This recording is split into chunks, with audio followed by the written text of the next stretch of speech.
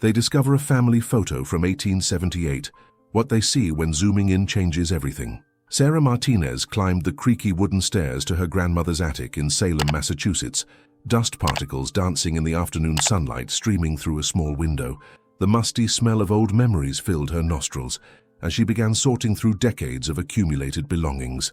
Her grandmother, Eleanor, had passed 3 months ago, leaving behind a house full of mysteries and untold stories. Among stacks of yellowed letters and moth-eaten quilts, Sarah's fingers found a leather-bound photo album tucked beneath a pile of vintage clothing. The cover was worn smooth by countless hands, its brass corners tarnished with age. As she opened it carefully, the binding cracked softly, releasing the faint scent of vanilla and old paper. The first page revealed a formal family portrait, sepia-toned and mounted with corner tabs that had begun to curl. Written in faded ink beneath the photograph were the words, "The Morrison family, Salem, Massachusetts, October 1878. Sarah studied the faces of 6 people, arranged in typical Victorian fashion, a stern patriarch with a magnificent beard, a woman in dark silk with her hair pulled severely back, and 4 children of varying ages. Something about the photograph immediately struck her as unusual, though she couldn't quite identify what it was. One of the children, a young girl of perhaps 10 years old, seemed to be holding something in her hands, something that didn't quite belong in a formal Victorian portrait. Sarah carried the album to her grandmother's kitchen table, where the natural light was better. She pulled out her phone and activated the camera's zoom function, focusing on the family's faces. As the digital magnification increased, her breath caught in her throat. There, clearly visible in the young girl's hands, was what appeared to be a small leather journal or book. But it wasn't the object itself that shocked Sarah. It was what was written on its cover. In clear, unmistakable letters, she could make out the words Underground Railroad Station Log. That can't be right, Sarah whispered to herself, zooming in further. The text was undeniably there, crisp and clear in the photograph. She rubbed her eyes and looked again, certain she must be seeing things. But the words remained, stark and inexplicable in what appeared to be an ordinary Victorian family portrait. Sarah's heart raced as she realized the implications. If this photograph was authentic, it could be evidence that the Morrison family had been involved in the Underground Railroad, the secret network that helped enslaved people escape to freedom before the Civil War. But by 1878, slavery had been abolished for over a decade. Why would they still have such dangerous evidence? She grabbed her laptop and began researching the Morrison family name in Salem's historical records. As a freelance genealogist, Sarah had access to various databases and archives. What she discovered in the next hour would set her on a journey that would consume the next several weeks. The Salem Historical Society's digital archives revealed that the Morrison family had indeed lived in Salem during the 1870s. Jonathan Morrison was listed as a merchant and philanthropist in the 1880 census, with his wife Rebecca and 4 children, Thomas, 16, Mary, 14, Elizabeth, 12, and young Catherine, 10, the girl holding the mysterious journal. Sarah made an appointment with Dr. Robert Chen, a photography expert at Boston University, who specialized in 19th century photographic techniques. When she showed him the image on her laptop screen, his expression shifted from casual interest to intense fascination. "This is extraordinary," Dr. Chen murmured, adjusting his glasses and leaning closer to the screen. "The photographic quality is exceptional for 1878, and the detail visible in this journal cover is remarkable. Most family portraits from that era wouldn't capture text this clearly." He downloaded the image and began analyzing it with professional software. "The grain structure is consistent with album and prints of the period, and I don't see any obvious signs of digital manipulation. But this journal," he shook his head slowly, "if this photograph is authentic, you may have stumbled upon a significant piece of Underground Railroad history." Dr. Chen agreed to conduct a full forensic analysis of the original photograph, using techniques that could determine its age, composition, and any signs of alteration. Sarah left his office with more questions than answers, but also with a growing conviction that she had stumbled upon something truly extraordinary. The Underground Railroad had officially ended with the abolition of slavery, but Sarah began to wonder if some networks had continued operating for different purposes after the Civil War. Sarah's research into the Morrison family led her to an unexpected discovery. Jonathan Morrison had been listed in several abolitionist publications during the 1850s and 1860s as a friend to freedom. She found records of substantial donations he had made to anti-slavery organizations and evidence that his textile business had refused to use cotton produced by enslaved labor. Her next stop was the Peabody Essex Museum in Salem, where curator Linda Jacobson helped her access the museum's collection of local historical artifacts. In a climate-controlled storage room, they found a small wooden box labeled Morrison Estate, donated 1925. Inside the box were 3 items that made Sarah's pulse quicken: a collection of coded letters, a detailed map of Massachusetts with certain houses marked, and a journal matching the one visible in the photograph. The journal was filled with dates, names, and cryptic notations that clearly documented Underground Railroad activities. "My dear Henry," one letter began, dated December 15, 1877, "the work continues, though the nature has changed. We now aid those fleeing different forms of bondage, Chinese laborers escaping brutal contracts, Irish servants trapped in debt, and others seeking true freedom. The network that once served one cause now serves justice in all its forms." Sarah photographed every page of the journal, her excitement building with each entry that revealed the Morrison family's continued involvement in helping vulnerable people long after the Civil War's end. The family had adapted their Underground Railroad network to help new groups of exploited workers and immigrants who needed assistance escaping dangerous situations. The journal revealed that Jonathan Morrison had not disbanded his Underground Railroad connections after 1865, but had instead transformed them into a broader network, helping various groups of exploited workers. His entries described assistance provided to Chinese railroad workers, Irish domestic servants, and Italian laborers who had been trapped in predatory contracts. One journal entry, dated October 15, 1878, proved particularly significant. "Today, we photographed the family with young Catherine holding the station log. If anything should happen to us, this image will serve as proof of our work and guide future generations to continue the mission of justice." Sarah's hands trembled as she read these words. The Morrison family had deliberately included the journal in their family portrait as a form of insurance, a way to preserve evidence of their humanitarian work for posterity. The answer to why they had kept such potentially dangerous records became clear in later entries, which described ongoing threats from former slaveholders and criminal organizations who profited from various forms of labor exploitation. The Morrisons had maintained detailed records as protection against false accusations and as evidence of their legitimate activities. Linda Jacobson was fascinated by Sarah's discoveries. "This would explain why there are gaps in our records of post-Civil War humanitarian efforts," she said. "If families like the Morrisons were operating secret networks to help exploited workers, much of that history would have been deliberately hidden." Sarah began to understand that she was looking at evidence of how the Underground Railroad had evolved after slavery's abolition, continuing to serve people trapped in other forms of bondage and exploitation. Dr. Chen's forensic analysis confirmed what Sarah had begun to suspect. The photograph was absolutely authentic. Spectrographic analysis of the paper and albumin coating proved the image dated to the 1870s, with no evidence of digital or chemical alteration. "This is one of the most significant historical discoveries I've encountered," Dr. Chen announced during their second meeting. "Not only is the photograph genuine, but the journal visible in the image represents a missing piece of post-Civil War humanitarian history." Sarah had also contacted Dr. Margaret Foster, a historian at the Smithsonian Institution who specialized in Underground Railroad research.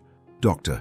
Foster's analysis of the Morrison family documents revealed the sophisticated network they had maintained. "What's remarkable," Dr. Foster explained over a video call, "is how the Morrisons adapted their Underground Railroad infrastructure for new purposes.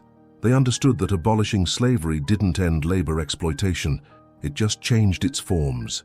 The surviving documents showed evidence of a coordinated network spanning from Massachusetts to Pennsylvania, with safe houses, coded communications, and financial support systems all repurposed to help different groups of vulnerable workers.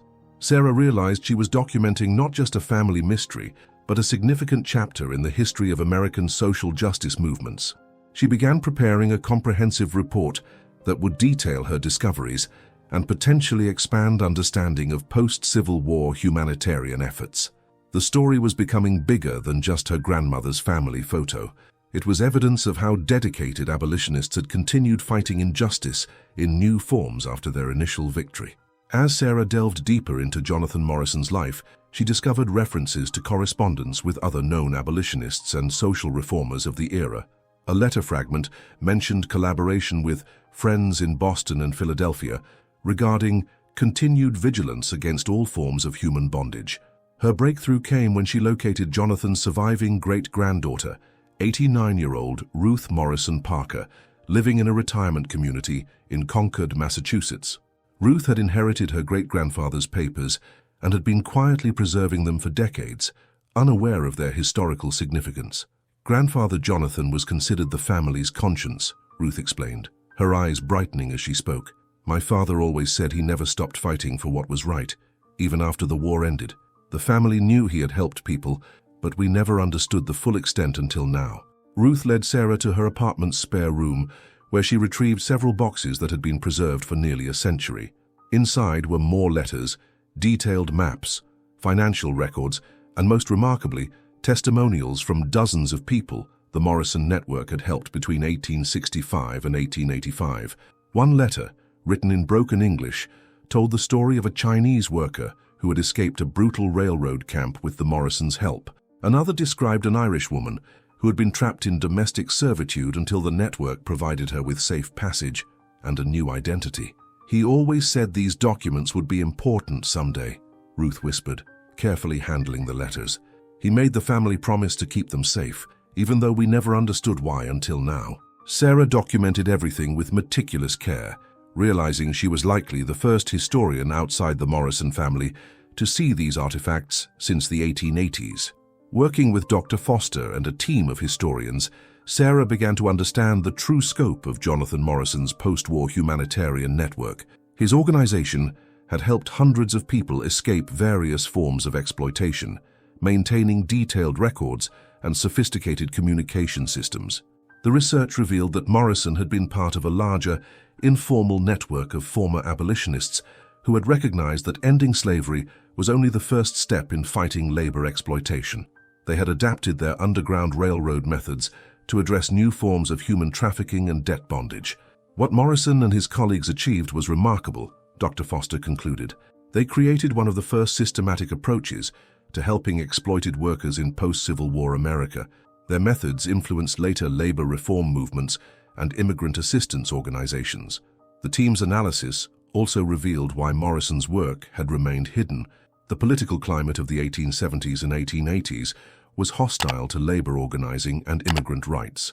Morrison's network had operated in secrecy to protect both their workers and the people they helped. Sarah began to see Jonathan Morrison as a transitional figure who had connected the abolitionist movement to later social justice causes, creating continuity between pre-war and post-war reform efforts.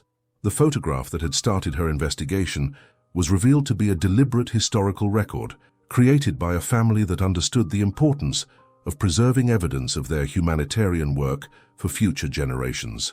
The final piece of the puzzle came when Sarah discovered a letter from her own great-great-grandmother, Maria Santos, who had worked as a seamstress for wealthy Salem families in the 1880s.